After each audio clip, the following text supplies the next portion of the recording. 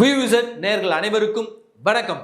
அதிமுகவில் குறிப்பா சி.வி. சண்முகம் அவர்கள், எஸ்.பி. வேலுமணி அவர்கள், இவர்கள் இருவருடைய கோரிக்கையாக என்ன இருக்கு அப்படின்னாக்க, பொதுக்குழுவை கூட்டுங்க, தோல்விக்கான காரணத்தை ஆராயுங்க அப்படின்னு இவர்களுடைய பிரதான கோரிக்கையாக இருக்கிறது. இவர்கள் தலைமையினுடைய கட்டுப்பாட்டை மீறி, உத்தரவை மீறி வாக்களித்தது என்பது அது ஒரு பக்கம்.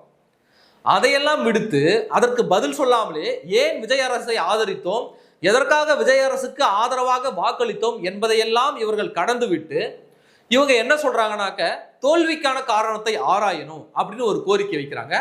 அந்த கோரிக்கை நியாயமான கோரிக்கை தான். அது எல்லா கட்சியும் செய்ய வேண்டியது. எல்லா கட்சிகளும் தோல்வி அடைந்த அனைத்து கட்சிகளுமே ஏன் தோத்தோம், ஒருவேளை தாவேக்காவே தோத்திருந்தாலும் அவர்கள் ஆராய வேண்டும் ஏன் தோத்தோம் அப்படின்னு. அது நியாயமான கோரிக்கை தான்.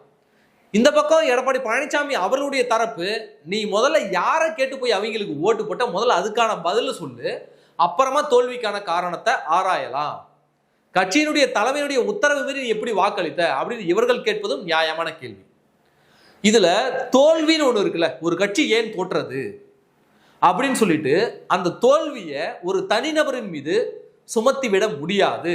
ஒரு தனிநபரை குற்றவாளியாகவும் ஆக்கிட முடியாது. எடப்பாடி பழனிசாமி அவர்கள் தேர்தலில் அவர் வெற்றி பெற்ற பிறகு, அவர் முதலமைச்சரானது பிறகு, அவர் ஆட்சியை இழந்த பிறகு கடந்த 5 ஆண்டுகளில் பல தோல்விகள் சந்தித்திருக்கிறார்கள். சரிங்களா? அந்த தோல்விக்கெல்லாம் எடப்பாடி பழனிசாமி தான் பொறுப்புன்னு எஸ்.பி. வேலுமணி, சி.வி. சண்முகம் அவர்கள் தரப்பு சொல்றாங்க. இந்த சட்டமன்ற தேர்தலில், போன நாடாளுமன்ற தேர்தலில் மாவட்ட செயலாளர்கள் உங்க கண்ட்ரோல்ல கொடுக்கப்பட்ட எத்தனை தொகுதிகளை நீங்க ஜெயிச்சீங்கன்னு எடப்பாடி பழனிசாமி அவருடைய தரப்பினரும் கேட்கிறாங்க.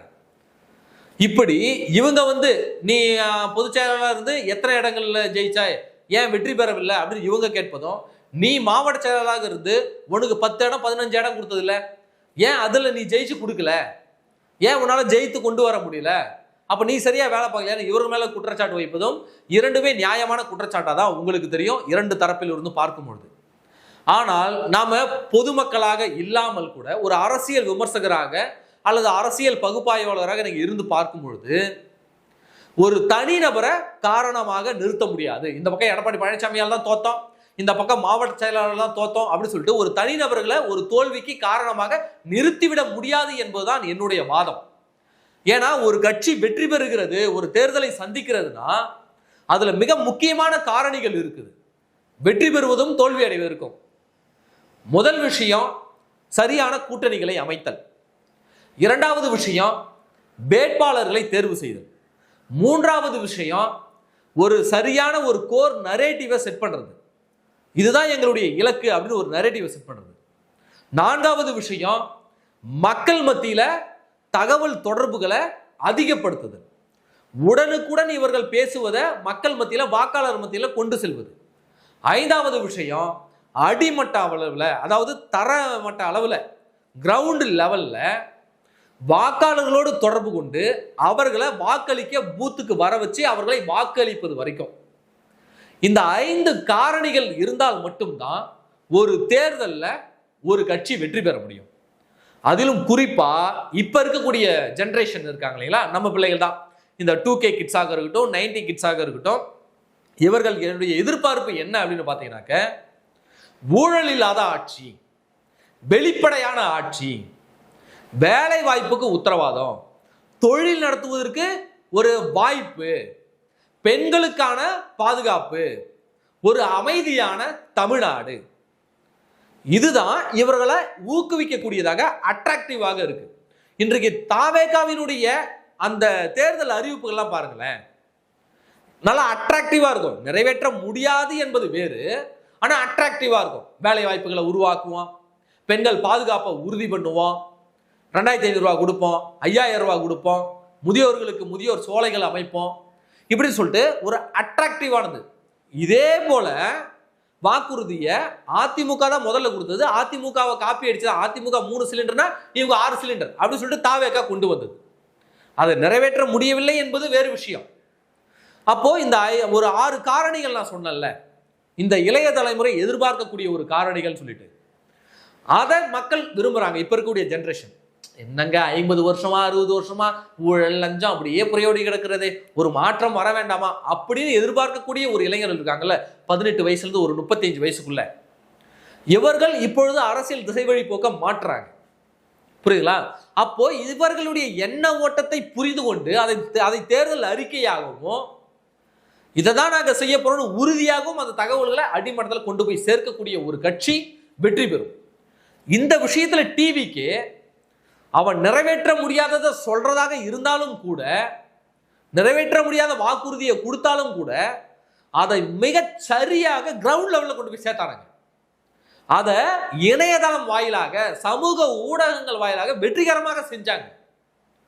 புரியுதுங்களா? வெற்றிகரமாக செஞ்சாங்க. அதிமுக நல்ல நல்ல திட்டங்களை கொடுத்தது. ஆனால் அது சமூக ஊடகங்கள் வழியாக ஒவ்வொருவருடைய தொலைபேசிக்கு கொண்டு போனோமா? புரியுங்களா? ஒவ்வொருவருடைய தொலைபேசிக்கு கொண்டு போனோமா அப்படின்னு பார்த்தோம். ஏன்னா தேர்தலுக்கு முன்னாடி நம்ம நண்பரோட நாம உரையாடும் போது, ஒரு கட்சி நிர்வாகி தான் உரையாடும் போது, மூத்தவர் தான், நண்பர் சொல்றேன் பாருங்களேன், மூத்தவர் தான், அவருடைய உரையாடும் போது நான் கேட்டப்போ, அண்ணன் சோசியல் மீடியாவில் டிவிக்கே ரொம்ப ஃபயராக ஒர்க் பண்ணுறாங்க, டிஎம்கே அவர்களுக்கு ஈடு கொடுத்து ஒர்க் பண்ணுறாங்க, சோசியல் மீடியாவில் நம்மளுடைய ப்ரெசன்ஸ் அங்கே இல்லையே, ஏடிஎம்கேயோட ப்ரெசன்ஸ் கம்மியாக இருக்கு அப்படின்னு நம்ம கேட்கும்போது, தம்பி சோசியல் மீடியாவில் இருக்கிறதெல்லாம் கிரவுண்ட் லெவலில் உதவாது தம்பி, நம்ம கிரவுண்ட் லெவலில் ஸ்ட்ராங்காக இருக்கிறோம். அதிமுகவுக்கு எதிரான, திமுகவுக்கு எதிரான ஒரு அலை வீசுது, அது அதிமுக அறுவடை பண்ணும் தம்பி. நம்ம சோசியல் மீடியாவில் நீங்க பார்க்காதீங்க, கிரவுண்ட் லெவலில் பாருங்க, கிரவுண்ட் லெவலில் நம்ம ஃபயரா ஒர்க் பண்ணிட்டு இருக்கோம் அப்படின்னாரு. அதே நபரிடம் தோல்விக்கு பிறகு பேசும்போது, அண்ணா நான் முன்னாடியே சொன்னேன்ல சோசியல் மீடியாவில் ப்ரெசன்ஸ் கம்மியா இருக்கு அப்படின்னு சொன்னது என்ன சொன்னீங்க அப்படின்னு, இல்லை தம்பி இந்த இன்ஸ்டாகிராம்லாம் தோத்தணும் அவரும் சொல்றாரு, சோசியல் மீடியாவில் தான் தோத்தணும் அவரும் சொல்றாரு. தோல்விக்கு பிறகு ஒத்துக்கிறார். அப்போ கண்கட்ட பிறகு சூரிய நமஸ்காரம் அப்படின்றவங்கல்ல, அது இதான் போல. அப்போ நான் தான் சொன்னேன்ல, அந்த அடிமட்ட தகவல், அடிமட்ட தொண்டர்களுடனான உறவு எவ்வளவு வலிமையானதோ, சோசியல் மீடியாவோட பிரசன்ஸ் அந்த அளவுக்கு மிக வலிமையானது. இது ரெண்டுமே இணைந்து பயணப்படும் போதுதான் ஒரு கட்சியினுடைய வெற்றி. அது மட்டும் இல்லாம மக்களுடைய மனநிலைன்னு ஒண்ணு இருக்கு, அந்த மாஸ் மனநிலை இருக்குல்ல, அந்த மாஸ் மனநிலையை நம்ம அறுவடை பண்ண வேண்டிய இடத்துல நாம இருக்கோம். அந்த மாஸ் மனநிலை என்னன்னா, ஒவ்வொரு தேர்தலும் ஒரு அலை வீசும். அதிமுக 2021 தோற்கும் பொழுது 10 ஆண்டு கால ஆன்டி இன்கம்பன்சி இருந்தது. இவர்கள் பாஜகவினுடைய அடிமைகள் அப்படின்ற ஒரு நரேட்டிவை திமுக செட் பண்ணுது. டெல்லிக்கு அடிமைகள், எதா இருந்தாலும் டெல்லியில போய் கேட்பாங்க அப்படின்ற ஒரு நரேட்டிவை திமுக செட் பண்ணி தான் அதிமுகவை வீழ்த்தி அந்த இடத்துல திமுக உட்கார்ந்தது. திமுகவினுடைய இந்த 5 ஆண்டு கால ஆட்சியில ஊழல் அதிகமாயிடுச்சு, பெண்களுக்கு எதிரான பாதுகாப்பு இல்லை, இங்க பெண்களுக்கு எதிரான வன்கொடுமைகள் அதிகமாயிடுச்சு, ஜாதி சண்டை அதிகமாயிடுச்சு, போதைப் பொருள் பழக்க வழக்கம் அதிகமாயிடுச்சு அப்படின்னு திமுக மேல விமர்சனம் வைத்து அவர்களை கடுமையான தாக்கிதான் திமுகவுக்கு எதிரான ஒரு மனநிலையை உருவாக்கி அந்த இடத்துல டிவிகே இன்றைக்கு அமர்ந்து இருக்கிறது. புரியுதுங்களா? அப்போ அந்த மாஸ் மனநிலை இருக்குல்ல, அந்த மாஸ் மனநிலை மக்கள் மத்தியில நம்ம எழுப்பணும். அந்த மாஸ் மனநிலையின் அடிப்படையில் தான் ஒரு கட்சி வெற்றியா தோல்வியா என்பதை சந்திக்குமே தவிர ஒரு தனி நபருடைய முடிவுகள் அந்த இடத்துல சமைக்காது. இப்போ உதாரணத்துக்கு நான் ஒன்று சொல்றேன் பாருங்களேன். ஏடிஎம்கே நான் சொன்னேங்களா, கூட்டணி, வேட்பாளர் தேர்வு, அப்புறம் அந்த தகவல் தொடர்பு, அப்புறம் அடிமட்ட அளவில் மக்கள் வாக்கு சாவடிக்கு வர வைக்கக்கூடிய அந்த கிரவுண்ட் லெவல் கேடர்ஸு, இதெல்லாம் நான் சொல்லியிருந்தேன் இல்லைங்களா. இதில் ஏடிஎம்கேவுடைய கூட்டணி பாருங்க, பாமக, பாஜக, அதிமுக, அப்புறம் டிடிவி தினகரன் அவர்கள், இப்படியாக Kongu belt, Vanniyar belt, south Nainar Nagendran, அப்புறம் அதிமுகவிலே இருக்கக்கூடிய சவுத்தில் இருக்கக்கூடிய தலைவர்கள், இவர்கள் எல்லாம் கூட்டணியா வச்சு கொச்ச கொச்ச கொச்சன்னு இல்லாமல் இப்போ திமுக பார்த்தீங்கன்னா ஒரு 16 கட்சி கூட்டணி, 21 கட்சி கூட்டணி, அங்கீகரிக்கப்பட்ட கட்சியா ஒரு 16 கட்சின்னு பார்த்தா 21 கட்சி. அங்கே கொச்ச கொச்ச கொச்சன்னு நிறைய பேர் இருந்தாங்க. ஆனால் இங்கே நறுக்குன்னு 4 பேர் கூட்டணி. ஓகே, கரெக்டாக அமைச்சாங்க. ஆனால் ஒரு மாஸ் நரேட்டிவே செட் பண்ண வரட்டாங்க. இந்த இடத்துல டிவிக்கு என்ன பண்ணுச்சுன்னா, டிவிகேவா டிஎம்கேவான்னு ஒரு நரேட்டிவை செட் பண்ணாங்க. அதாவது அதிமுகவை கலக்கலை காட்டவே இல்லை, டிஎம்கேவா டிவிகேவான்னு இதை மட்டும் தான் அவங்க கொண்டு போனாங்க.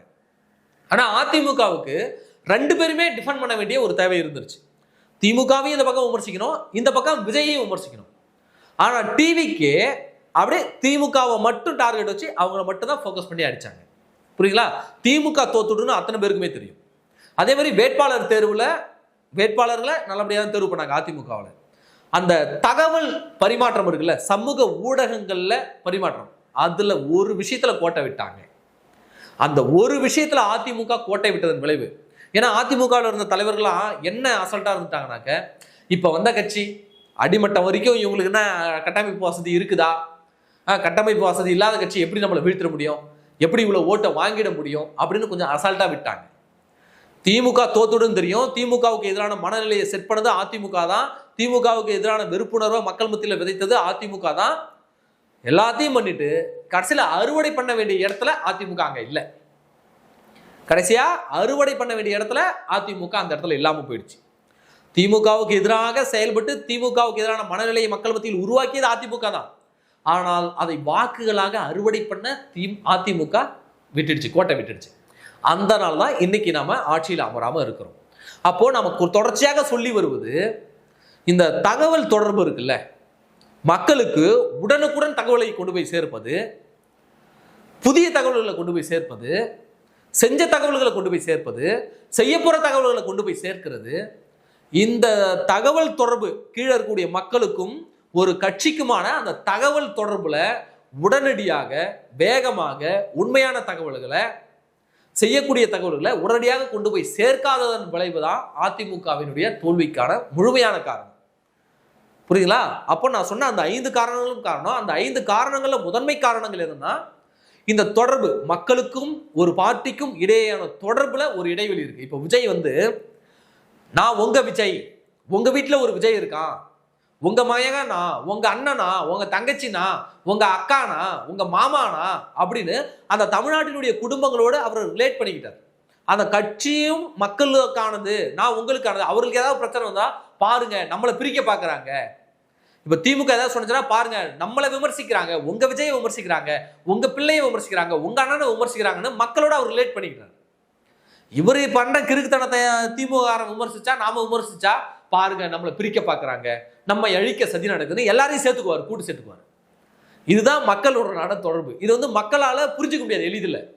மக்கள் தொடர்ச்சியா நம்மளாம் ஒன்னா இருக்கோம், நம்மளாம் அண்ணன் தம்பின்னு அவர் சொல்ல மக்கள் இவங்களும் ஓ நம்ம வீட்டு பிள்ளை விஜய், நம்ம அண்ணன் விஜய், நம்ம தாய்மாமன் விஜய்னு மக்கள் மைண்ட்ல அது பதிய ஆரம்பிச்சிடும். புரியுதுங்களா?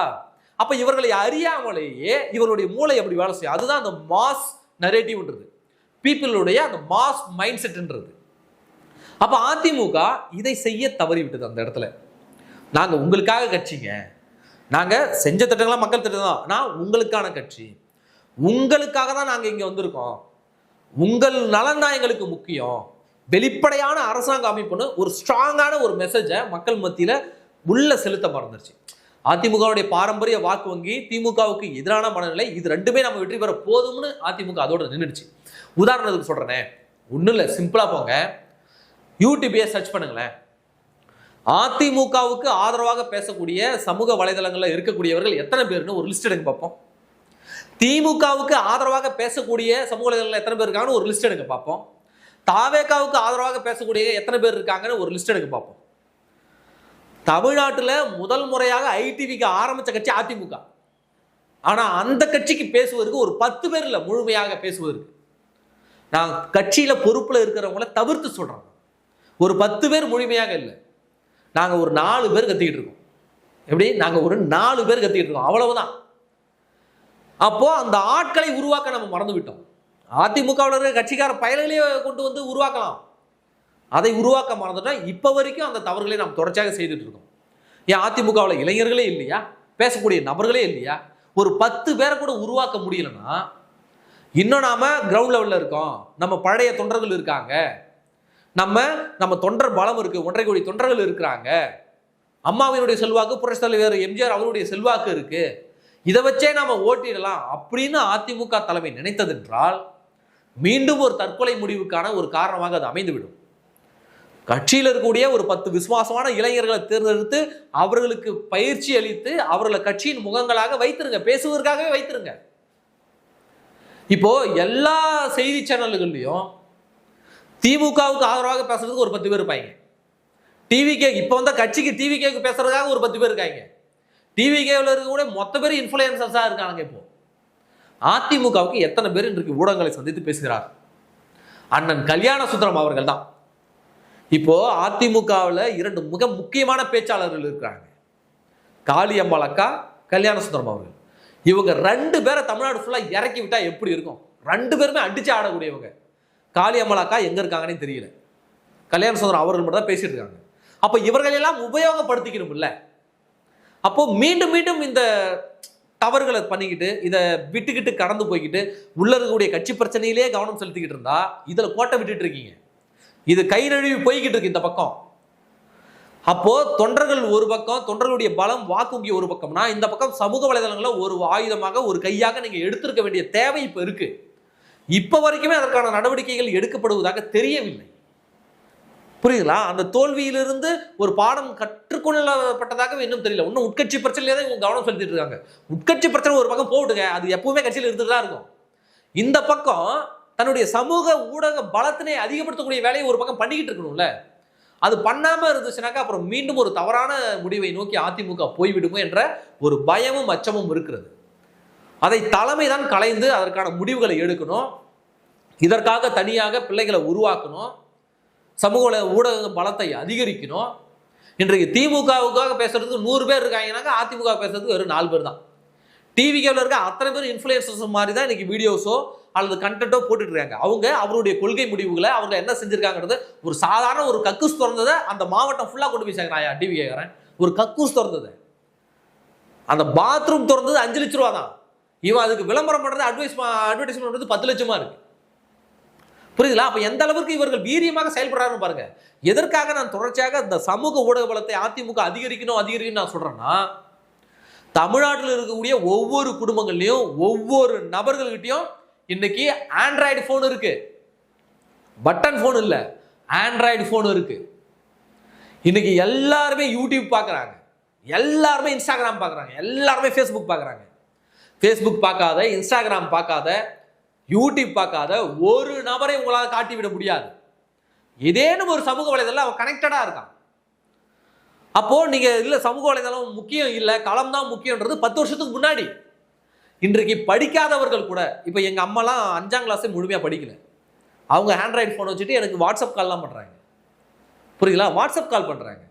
எப்படி கத்துக்கிறாங்க? இதை அழுத்தினாக்கா கால் போவோம், இதை அழுத்தினா நம்பர் வரும், இதை அழுத்தினா போட்டோ பார்க்கலாம், இதை அழுத்தினா வீடியோ பார்க்கலாம், அவங்களுக்கு தெரிகிறது. அப்போ இன்றைக்கு விஜய் கட்சி முழுக்க முழுக்க வெறும் பொய்களை மட்டுமே உருவாக்கி அதை அனைத்து மக்களிடமே கொண்டு போய் சேர்க்கும் பொழுது அதிமுக அவ்வளவு நலத்திட்டங்கள் செஞ்சிருக்கு.